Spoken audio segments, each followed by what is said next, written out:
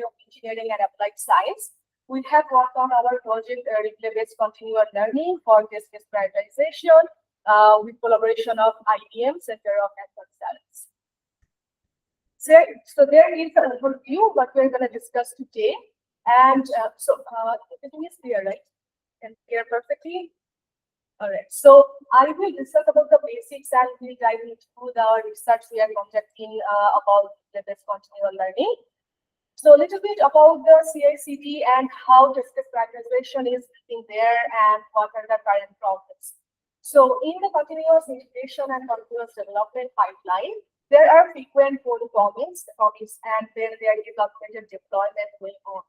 And for this task, it is very critical that we have the optimized prioritization of these cases to ensure better developer feedback and then to optimize the resource we have. So there are several approaches for these tasks to achieve. There is test case selection and then test case prioritization, few of them. And for today's presentation, I'll be talking more about the test case prioritization. So the overall goal, as I say, it is to just select the test case which are more important so that we can quickly give the developer feedback and optimize the test case execution. So in the literature, it is widely accepted that machine learning-based methods are working better than other methods for test case prioritization. But the current problem is the regular machine learning algorithms need a quick update based on the changes coming. Otherwise, the performance seems to be dropping. Such as like we have a new test suite coming, or like the failure rate for some changes are going up and down, and the prediction can be impacted from that. So we need to update the model, and the approach adopted currently is offline training, retraining on the entire data set. So in this regular approach, we are storing the entire data set that is basically requiring storage much, and then there is the computational resource requirement. So we have been looking into this problem and then how we can work on an approach. There comes the continual learning. So I would say continual learning or lifelong learning, this is a comparatively new paradigm in the machine learning. So we have looked into the different approaches from continual learning. And first we implemented the training-based method. And after that, we have implemented, or we are still working on the retraining method on our data set. So I will talk about the methods going forward. So a little bit about the continual learning. In total, continual learning is not just one specific new algorithm that is proposed or something. So it is kind of a concept where we try to simulate the real-life learning examples where human learns continually. They face new situation and they learn from the new situation, remembering all the old memories. So that's kind of the concept of continual learning. This learning paradigm is largely being implemented in different recent technologies such as generative AI. So that is like still there are works going on for this paradigm. So here, instead of storing all the data set, we retain the old model and keeps working with the new data set to integrate that into that model. So each can reflect the real life scenario. And with the idea, there are still some problems in this domain. So one of them is kind of forgetting. What happens is that when you have new data, you incorporate that into the existing model, it sometimes does not perform well on the older task because it is learning continually. So there are a few terms that is there, memory stability and learning plasticity. We need to find a balance between them with the generalization technique. So when we are adding new data, we also have to remember so that the older data, older tasks are removed, and then also we should not constrain too much so that the new task also perform well or the learning is going well. So there are different kinds of categories with the continual learning approach. Some of them first build a presentation and then continually learn on that. So when continually learning, there are different techniques how you can basically ensure the generalization technique. So in the regularization method, we try to minimize the performance loss with some regularization method on the parameter. Then we have architecture-based method where we have the models where we try to optimize things. So in our research, we have worked on the representation-based method. Under that category, we implemented training. So we use a robust first model, and then on that, we have implemented the replay-based method, where we give some sample. I will discuss that later too. So we give some sample to just remember the method about the old stuff. And for our experiment, we have choose the CatBoost algorithm from machine learning. The reason is that CatBoost is performed very well in the literature for tabular data, and ours is like that. And then it has a very balanced structure of the tree. So it does not require too much of the hyperparameter tuning. Without that, it can still perform well. So we have experimented as a basic model. So now this is the overall diagram. At the bottom, we have the feature extraction from the data set. So we have the CI features and then the version control system feature. From there, we have prepared the training data set. Then we have one pre-trained model, the representation of the training data set. And once it goes through the continual learning phase, we have the coming new data set. We predict the standardization. And then once the CI is conducted, then we have the continual learning training data set. So that is the incremental learning also prepared for some time. So that is basically the top side where we are preparing the training data set after the state cycle and training the model. So for continual learning replay-based method, we have to also know some of the terminologies because there is not just one replay-based method. There are several kinds. We had to look into like what kind can work better for our data set.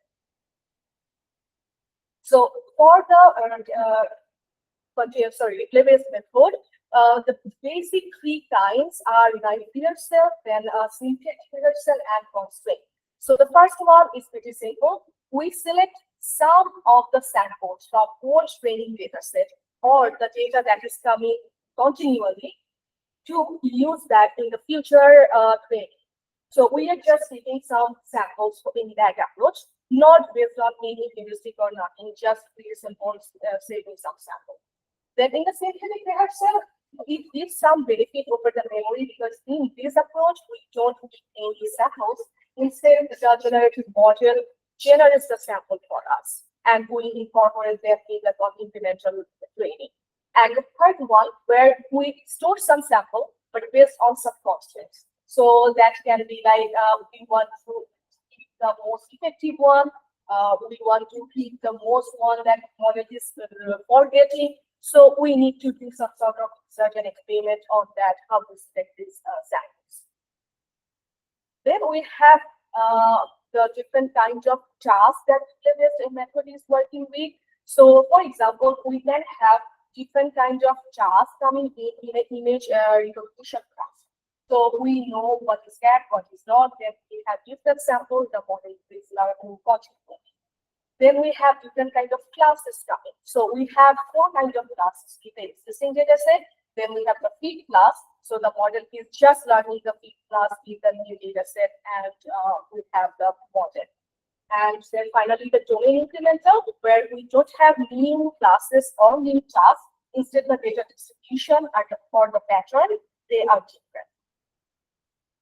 Now with all this, we have the design choice we have to make based on our data set.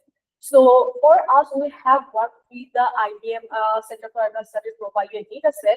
That is a Java-based application data set.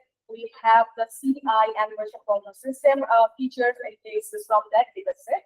So I don't have the particular numbers over here, but just roughly, we have 3 million of test execution results. And then the failure rate for this prioritization, that is more close to 1%.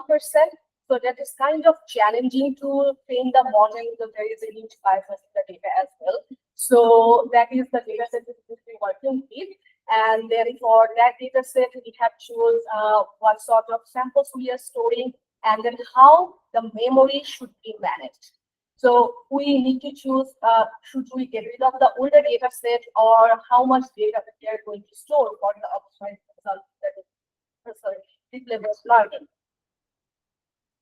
Now, these are the experiments we have conducted so far with the deep level learning.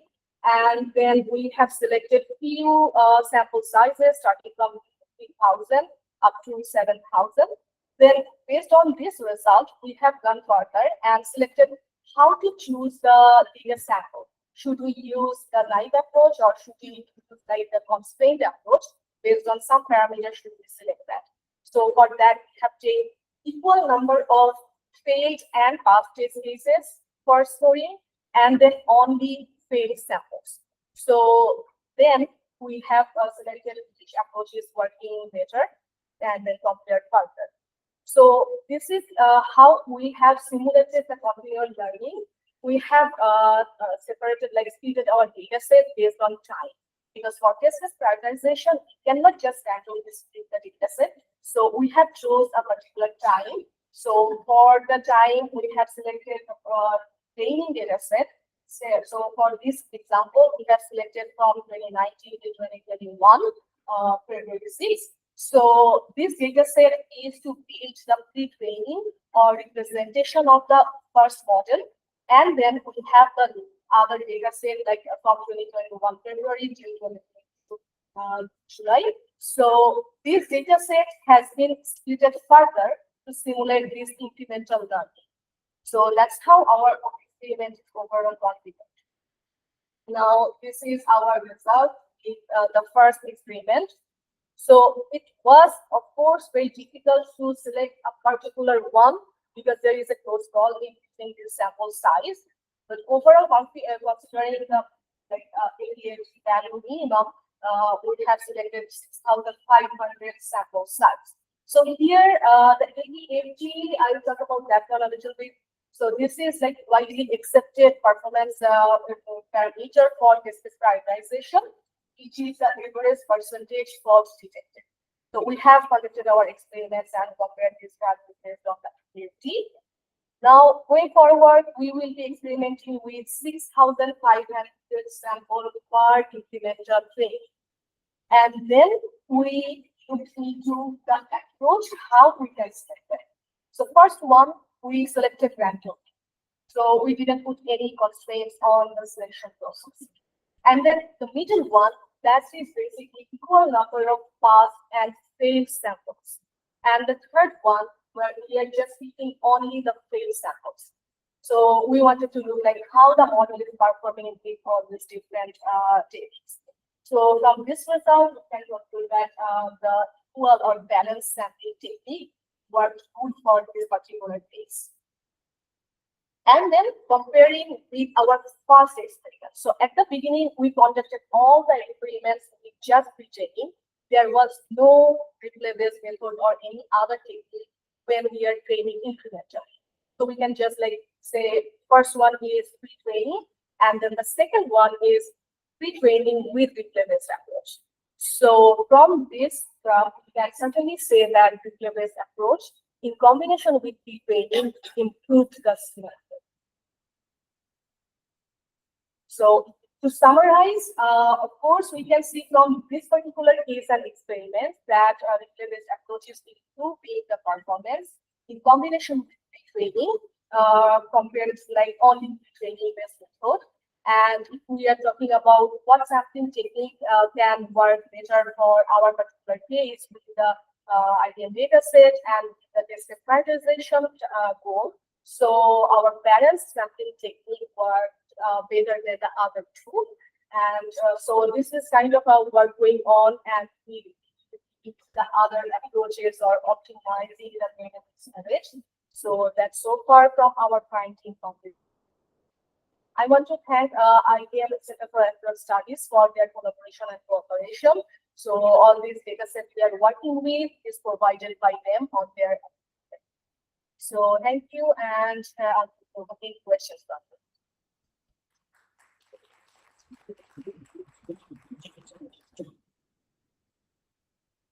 Do you have any questions?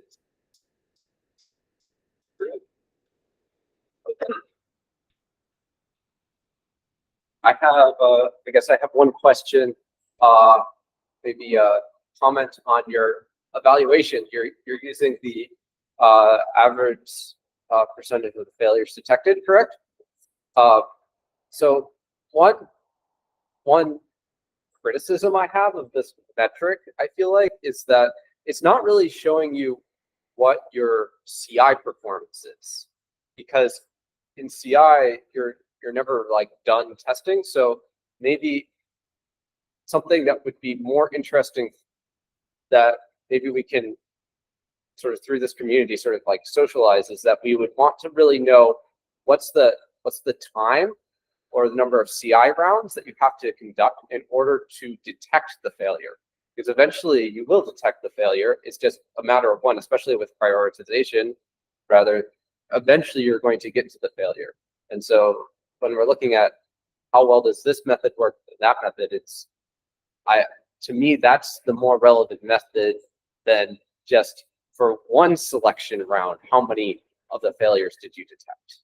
That makes sense, yeah. So for the research side, when sometimes we have to report the results, we would go for these factors. Then we also have like the other one that comes with the classification approach. So that's one thing. But when we deploy this particular method in the production, then of course, like we get more results, we get more insights how it is performing. So yeah. Do we have any other questions in the room?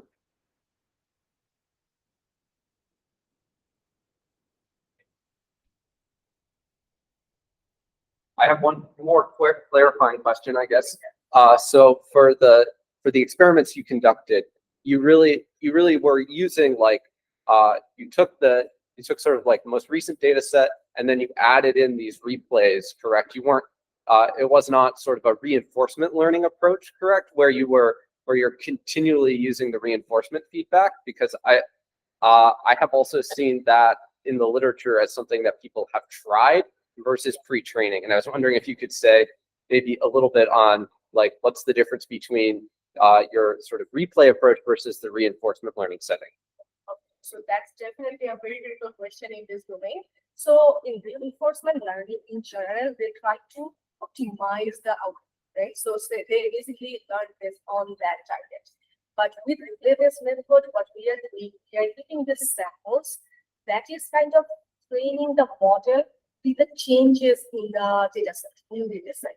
So we are separating our concept from the reinforcement learning that like the model is learning instead of trying to optimize it in the other. So yeah, that's kind of the difference. Sounds good. All right. And now, if I'm not wrong, let's take our break. All right. Thank you very much.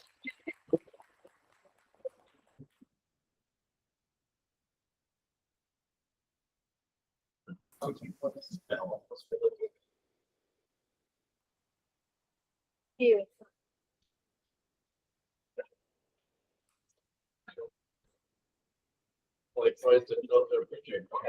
See you in 30 minutes. We can't really say what the scale is. That's large. Probably look at the engineers for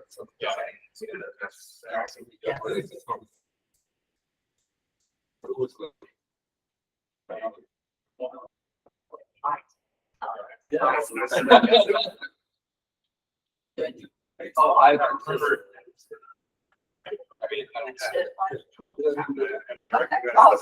So you know.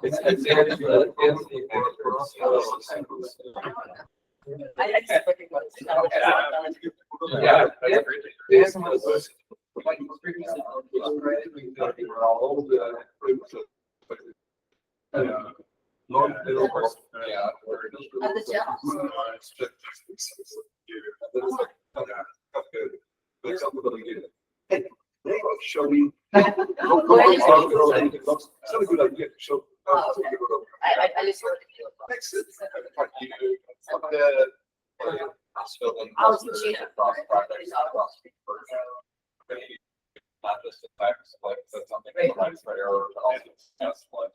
You want to see? Saw this. Yeah. Yeah, that was one of the, I guess,